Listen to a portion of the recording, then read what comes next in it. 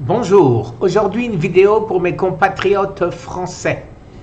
Alors, toujours dans mes jouets, le Lumix G9 avec l'optique Leica 15 mm qui fait donc un 30 mm qui ouvre à 1,7 contre le Sony A7 III avec le fameux 28 mm f2 de Sony.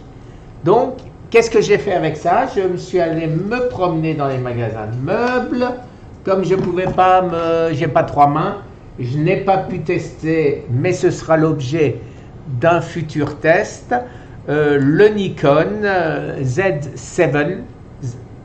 Z7 avec l'optique 28 mm 1.8 de chez Nikon. Donc voilà les résultats en ce qui me concerne.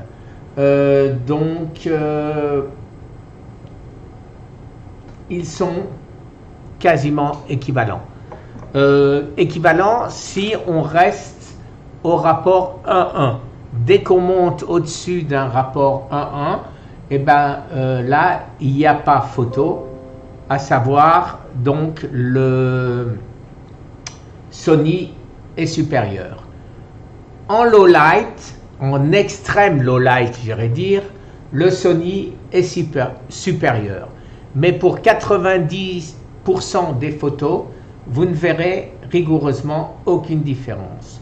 Ce que j'ai fait, elles sont là, voilà. Alors, ce que j'ai fait, c'est j'ai fait un dossier que je vais publier avec les photos prises avec le Sony, avec le Lumix, avec les optiques dont je viens de parler. Et comme vous allez pouvoir constater, j'ai fait même un peu plus, à savoir j'ai fait des photos téléchargées avec DxOLAB en RAW et en JPEG, et je vous ai publié les deux. La première, c'est la JPEG, la deuxième, c'est la RAW transformée en JPEG. Personnellement, je ne vois aucune différence entre les deux. Donc, ça montre bien que le JPEG, effectivement, de Lumix est superbe. Et on peut très bien, sauf si on veut vraiment se compliquer la vie, shooter en RAW et pour améliorer grandement ses photos, ce qui est effectivement très facile avec des logiciels comme Lightroom ou DxO. Voilà donc ces photos, on ne voit pas la différence. Quand on descend un peu plus bas, les photos ici, vous allez voir donc que le G9, voilà, il est là, donc c'est marqué, c'est très facile de le voir. En plus, vous allez voir en descendant, donc je scrolle un peu en bas jusqu'à cette charmante demoiselle. Alors, j'ai fait plein de photos à l'intérieur d'un marchand de meubles de manière, voilà. Alors ici, je suis maintenant sur le A7 III de Sony. Même chose, première photo, deuxième photo. Alors ici, toutes les photos ont été prises en RAW et ont été converties automatiquement, sans aucune intervention de ma part, par DxOLAB. Toutes ces photos, voilà à l'intérieur, regardez-moi ça, les photos sont vraiment superbes. 30e de seconde à f2, pas de bouger, rien, c'est parfait. C'est parfait et personnellement, je trouve qu'on a rigoureusement la même chose avec le Lumix. Je répète, si on ne dépasse pas le rapport 1:1, si vous voulez scroller plus dans la photo pour faire prendre simplement cette partie, là vous verrez évidemment la différence entre un petit capteur et un grand capteur. C'était full frame contre micro four thirds. Voilà. Si maintenant je retourne ici, là c'est exactement ce que je voulais vous montrer. Voilà la photo faite avec le Sony. Voilà la photo faite avec le J9. Regardez, personnellement, je ne vois pas de différence. Je passe en 1.1. Et voilà. Alors ici, vous avez le Sony. Voilà. Et ici, vous avez le Lumix. Alors maintenant, vous voyez, regardez les visages, regardez, les couleurs sont un peu différentes. Ça, bien sûr, vous pouvez très facilement changer les couleurs en choisissant vivide, enfin tout ce que vous voulez. Il y en a des tas sur les deux appareils. Maintenant, vous augmentez le rapport.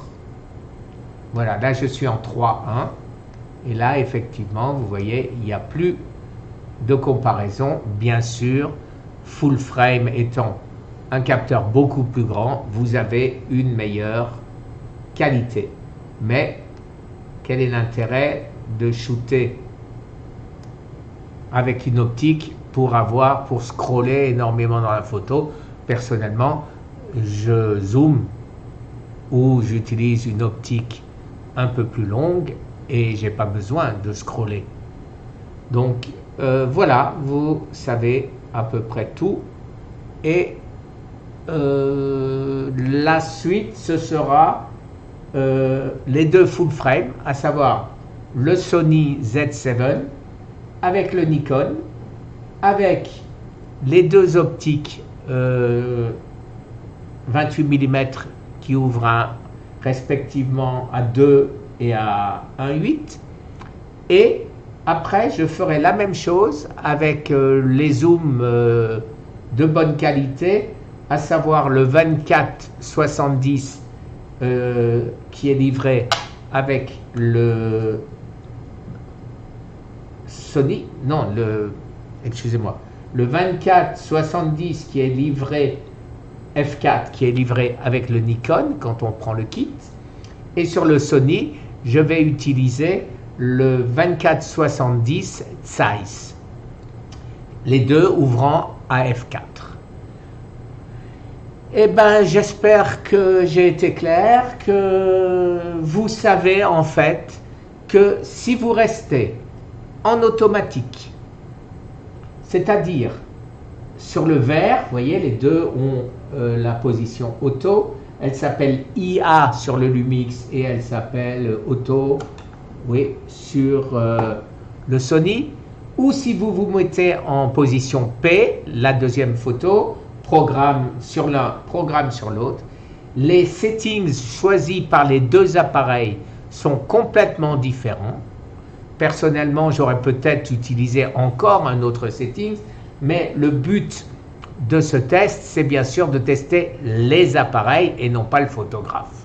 Bien sûr, avec tous ces appareils, vous pouvez, quand vous connaissez un peu la photo, vous pouvez choisir vous-même en manuel, ou vous pouvez utiliser A ou S de manière à choisir exactement ce que vous voulez faire, comme vous voulez faire. Mais je répète, ce n'était pas le but. Le but, c'est de tester ces appareils en automatique. Voilà, donc autrement, quel est l'intérêt effectivement de payer 4500 € en gros, tout compris, avec l'adaptateur, 4150 exactement, non pas euros mais dollars, si l'appareil ne fonctionne pas bien en automatique. À ce moment-là, eh ben, vous pouvez acheter un appareil full frame et tout faire en manuel et vous n'avez pas besoin d'un appareil aussi cher. Les deux points importants, c'est la rapidité de mise au point. Le Sony pour ça est imbattable. En deuxième, j'irais dire le Lumix avec le nouveau firmware 1.1. Et en troisième, hélas, le Sony où j'ai pratiquement une photo sur deux out of focus. Donc pour l'instant, j'ai l'impression que cet appareil a été livré trop tôt alors que le firmware n'est pas encore au point. Merci, excusez-moi d'avoir chaque fois et je rajoute et je rajoute et je rajoute. Alors maintenant, je me tais. Merci, à la prochaine.